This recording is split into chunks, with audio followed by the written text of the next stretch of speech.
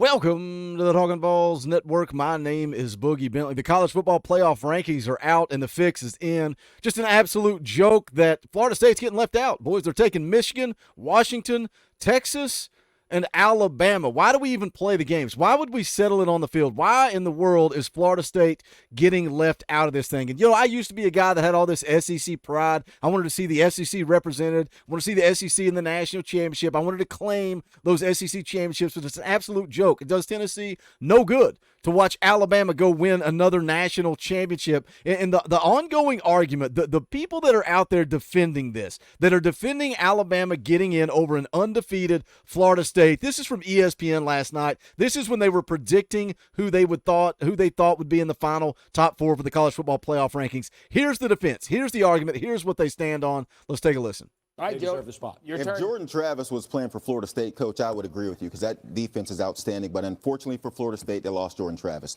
They're not the same offensive football team. We just watched them. It wasn't pretty. So I don't have them inside my top four. Okay. Because their quarterback is hurt. They're not the same football team. Guess what? Their quarterback was hurt last night, and they found a way to go get it done against Louisville. Why are you taking away an opportunity from a football team that's got 85 scholarships players because their quarterback is hurt? They don't deserve the opportunity? They didn't earn the right? Are we looking at what happened on the field? Or are we looking at paper and saying, well, this is who I think the best team is. This is who I think needs to be represented in the college football playoff. We're going to get into it. We're going to talk about it. As always, guys, do me a favor, smash the thumbs up just below the video. It's quick, free, and easy. It helps the channel, and I would greatly appreciate it. Also, if you're new to the Talkin VAWLS Network, welcome. We're not experts.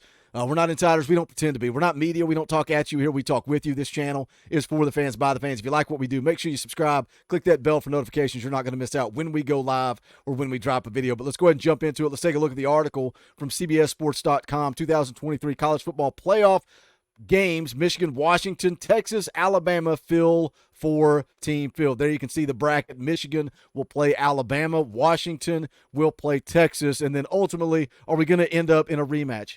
Are we going to end up in a rematch for the national championship with two one-loss teams and Texas versus Alabama? Texas already took care of them once. Alabama's going to beat Texas in the national championship game, and we're going to have a team that's 1-1 against each other, but one's a national championship because of when that game took place. That's what I'm going to go ahead and put on record right now.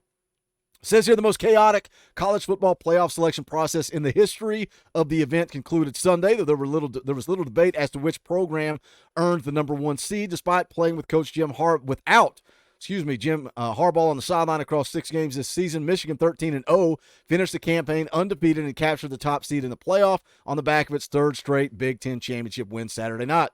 Making their third consecutive playoff appearance, the Wolverines become just the 5th different team to enter the field at number 1 in the 9-year history of the event, and do so looking to advance to the college football playoff national championship for the first time after being eliminated in the semifinals each of the last 2 years. Now it goes on to talk about Washington, and I don't think either one of us can really, we can't really argue this. I think Michigan has proven it. I think Washington has proven it. That's what it says here. Similarly flawless, though less dominant in scoring margin, season concluded for Washington with a Pac-12 championship on Friday night. The Huskies earned the number 2 seed as they return to the playoff for the first time since 2016, which also marks the last time a Pac-12 representative had a chance to compete for a national title. With the Pac-12 as we know it, at least, going by the wayside after this season and Washington off to the Big Ten, it also might be the last such representative. And, again, the AP poll, at least they got it right. They had Michigan, Washington, Texas, Florida State, and then they had Alabama and Georgia on the outside looking in. But again, I don't think anybody is disagreeing. Michigan took care of business, right? They ran the table, went undefeated, won their conference championship. The same could be said for Washington. A little less impressive, but they ran the table. What they've done, they won their conference championship. I think both those two teams are a lock. Now, the bottom line is you got 5 conference championships, right? You got 5 conference champions that really have an argument to be in this thing. The difference is 2 of those conference champions have 1 loss. Well, how do we settle that? I would go head-to-head on the field. Is that what the College Football Playoff Committee elected to do? Absolutely not. They throw Texas in there at 3rd. Crashing the party this season is Texas, which captured the Big 12 championship and holds the best win of the season, a 10-point road victory at Alabama. And that's where this whole thing starts for me. It makes absolutely no sense that you're going to take Florida State and you're going to leave them out of the college football playoff because their quarterback is hurt. They went undefeated. They did what they were supposed to do. They had a win against LSU. They had a win against Clemson. They went in there to that conference championship without their quarterback, and they still found a way to beat Louisville. They won without Travis. They proved they can win without Travis. But because you have some stupid formula that you come up with, oh, well, your quarterback's hurt, so what could you do? I think this is what you could do. How about you let Florida State go prove what they can do? You know, we saw this. We saw this a year ago with Tennessee and Alabama. And, the college football playoffs weren't on the line, but you had Alabama ranked ahead of Tennessee. They had the same record. Tennessee won on the field. And when we ask questions, you say, why does this happen? The answer you get was, well, Hendon Hooker's hurt. Hendon Hooker's hurt. That's why Alabama. What does that have to do with anything? That has nothing to do with your track record. That has nothing to do with the games that you played. Texas slides in there at 3 so that they can sneak Alabama in right behind them at 4. Says after taking down the 2-time reigning national champions Georgia on Saturday to win the SEC championship, Alabama has been afforded a spot in the playoff as the number 4 seed.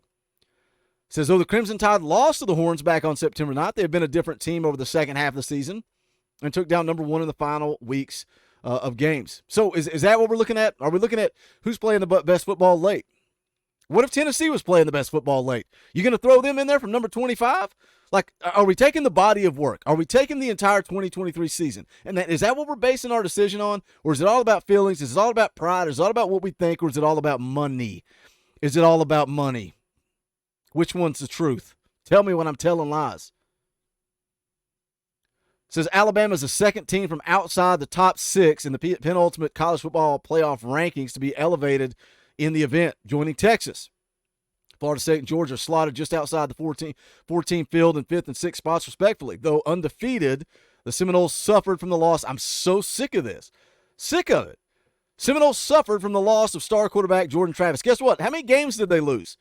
How many games did they lose without Jordan Travis? That's a big goose egg. That's a big 0.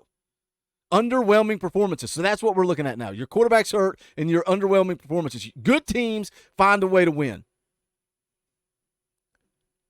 Talking about Georgia, says the Bulldogs lost their final game, become the first team listed at number 1 in the penultimate rankings to be left out of the 14th field. So here's the matchups. We got number 1, Michigan will face number 4, Alabama in the Rose Bowl semifinal, which will be held in Pasadena, California. And then you've got number 2, Washington, and number 3, Texas will meet on New Year's Day in the Sugar Bowl, which will be held in New Orleans. National championship set for Monday, January the 8th. I want to know what you guys think. Jump into the comment sections. Let me know your thoughts on this. The ifs, ands, and buts. Well, your quarterback's hurt, so you don't deserve an opportunity. The Bama bias. Man, I almost knew it was coming. As soon as Alabama beat Georgia. And then you say, okay, well, they only had 1 loss. Well, Georgia had 1 loss. Who's the better team? Why was Georgia favored going into that SEC championship? Why were they favored? Because they're the better football team. If Georgia plays Alabama 10 times, who wins more? So if you're going to argue about who's the better team or who's played better late or who's done this and who's done that, look at the injury reports. It's a joke. College football is a joke. The college football playoff rankings are a joke. The entire committee's a joke. Anybody at ESPN that's trying to validate this, you're a joke. It's comical, man. Florida State deserved the opportunity. Those kids busted their tail all year long. They went out and won when adversity hit. They went out and won when they lost their quarterback. And some idiot in a suit's going to take that away from them because of this, because of money. Smash the thumbs up on the way out the door. We're going to get back to talking Tennessee football tomorrow. As always, we'll talk recruiting. We'll talk transfer portal. We'll talk about Tim Banks. We'll continue moving right along as the Talkin VAWLS Network. Wanted to make a comment, wanted to make a video on this college football playoff rankings, and I want to know what you guys think. So jump into the comment section. Let me know your thoughts. Is it Bama bias? Is it about money? I want to hear from you. But that is going to do it for this one. This is the Talkin VAWLS Network. My name is Boogie Bentley. Go Big Orange.